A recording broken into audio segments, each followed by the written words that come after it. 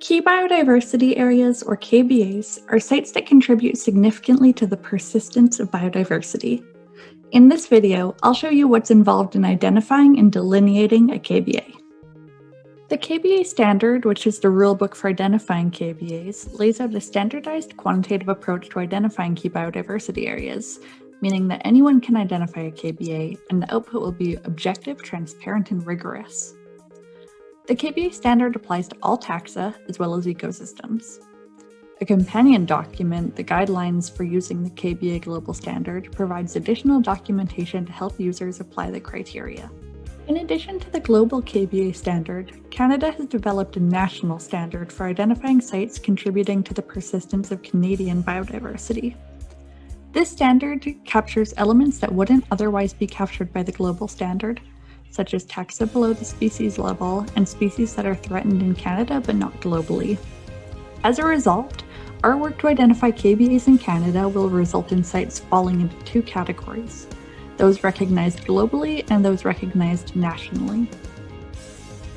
Following both the global and national standards, a site is a KBA if it meets at least one of 5 quantitative criteria. KBAs can be identified for threatened species and ecosystems, geographically restricted species and ecosystems, places where a species population gathers in very large numbers, places with the highest ecological integrity and lowest industrial human footprint, and finally, places that are irreplaceable in terms of the species and ecosystem compositions found there, determined through a quantitative analysis. Each of these criteria also have more specific sub-criteria. If you think you have a site that qualifies under one of these criteria for one or more species or ecosystems, how do you determine if it's a KBA? A site only qualifies as a KBA if it holds a significant proportion of the entire population of a species or extent of an ecosystem. That is, the entire global population or extent for global KBAs, or the entire national population or extent for a national KBA. What's considered a significant proportion depends on the KBA criterion. For example, a KBA can be identified for a site that holds 0.5% of the entire population of a critically endangered species under criterion A1A, or it must hold 10% of the population of a geographically restricted species under criterion B1. All of these details are included in the KBA Global Standard and Guidelines. Let's go through an imaginary example to see what a KBA threshold calculation looks like.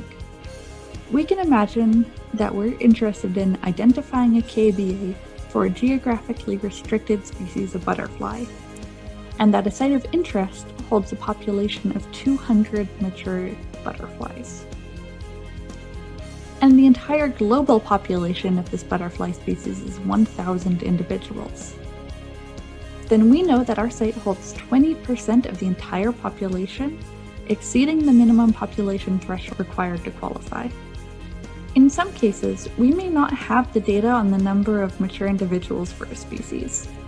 For this reason, the KBA standard allows us to infer population numbers from other parameters as well, such as the species' area of occupancy or range, among others. For this reason, most KBA criteria also have a reproductive unit requirement, which is particularly important when we're using area-based parameters to test thresholds, because these measures are coarse estimates of population sizes and don't guarantee that a species is actually present at a particular site. Evidence that at least 10 reproductive units have been observed at the site is therefore required. Zooming back out from this example, here's the general outline of the process for identifying KBAs. Expert knowledge and the best available biodiversity data are integral parts of the process that guide each step. The first step is to identify biodiversity elements, that is, species or ecosystems that qualify under one or more of the KBA criteria. We can then identify candidate sites that may hold a high enough amount of the species or ecosystem to potentially be a KBA. With the site in mind, we use data, including local and traditional knowledge, to determine whether it meets KBA criteria thresholds. If it does, we can then delineate spatial boundaries for the site. It's worth noting that there's no minimum or maximum size requirements for a KBA. Finally, a proposal is created for each candidate site, which undergoes an external review process before it can be accepted and shared. To illustrate these steps, we'll now go through a real example of the KBA identification process for a site in British Columbia. In this example, we're interested in identifying a global KBA for Victoria's owl clover. It's ranked by the IUCN Red List as critically endangered and by the Committee on the Status of Endangered Wildlife in Canada as endangered, making it a KBA trigger species under the Threatened Species Criterion A1. The species also has a very small range. It's limited to just a small area of BC with one site in Washington state, making it a likely KBA trigger species under the Geographically Restricted Species Criterion B1. With this trigger species in mind, our first step is to look at the available spatial data, literature, and status assessments to see if there's sufficient information available to estimate population size, both at a site and globally. We determined that for Victoria's owl clover, we have data on the number of mature individuals at a handful of sites, as well as an estimate of the global population size. Experts confirmed that the species is relatively well surveyed, which is an important point when considering the global population size. Through research and expert input, we were able to identify a site that would likely qualify as a KBA for Victoria's owl clover. This site is on Trial Island, just south of Victoria, BC. The data shows us that the Trial Island site holds 4,030 mature individuals of Victoria's owl clover. We also know that the entire population of the species is only 4,261 mature individuals. Therefore, Trial Island holds 94.6% of the entire population of the species, and the site exceeds the population threshold for both criteria in A1A and B1. As for the reproductive units threshold, Victoria's owl clover is an outcrosser, so we estimated that the number of reproductive units is the number of pairs of mature individuals at the site. That is 1,875 units. Therefore, Trial Island exceeds the reproductive units threshold for both criteria and qualifies as a KBA under criteria A1A and B1. Expert input is also crucial for site delineation. There are detailed guidelines to follow, and boundaries should have an ecological basis, either following habitat or land cover or other markers. Decisions on where to draw lines can be tricky if sites are intersected by roads or other infrastructure. So in general, it's useful to get expert input from individuals who know the site and species well. If there are existing protected areas or other boundaries that are relevant and at the same scale as the site, these may be adopted. For Trial Islands, the delineation was very straightforward. The KBA boundary is based on the coastline of the Trial Islands archipelago, which encompasses 5 individual islands. Once the analyses have been completed and the site boundaries drawn, the person championing the process creates a proposal summarizing site information, details about the trigger biodiversity elements, population estimates, the land management and customary jurisdiction at the site. There's a standardized form for KBA proposals that must be used.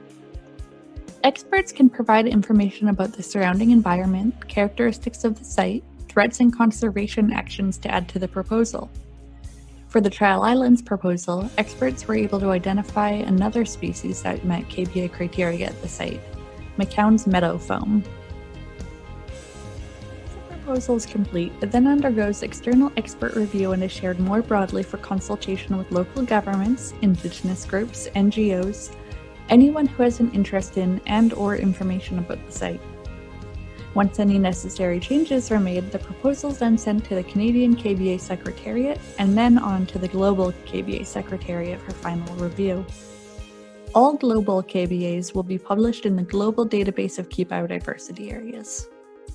There will also be a category of national KBAs for sites that qualify under the Adapted National KBA Standard. All Canadian KBAs, whether they're global or national, will be published in a publicly accessible Canadian database. KBA sites will then be reassessed every 8 to 12 years to confirm that the KBA criteria are still met. We've gone through an example where we identified a KBA for a threatened and geographically restricted species. But don't forget, KBAs can be identified for other types of biodiversity elements as well, including threatened and geographically restricted ecosystems, large species aggregations, and sites with high ecological integrity. For these other criteria, the beginning stages in identifying the KBA are a little bit different, and we won't go into the details here. But the site delineation and development of the proposal occur in the same way. KBAs are an important piece of the puzzle for conserving biodiversity, along with information on landscape connectivity, representativity, biocultural values, and climate change. KBAs provide biodiversity information at a site scale and can capture species and ecosystems that haven't received conservation attention.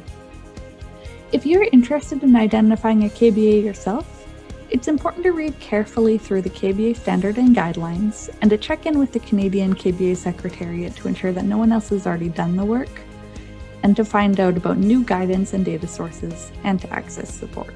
Thank you to Louise Blight, Jason Straka, and the Government of BC for leading the work on Trial Island's KBA.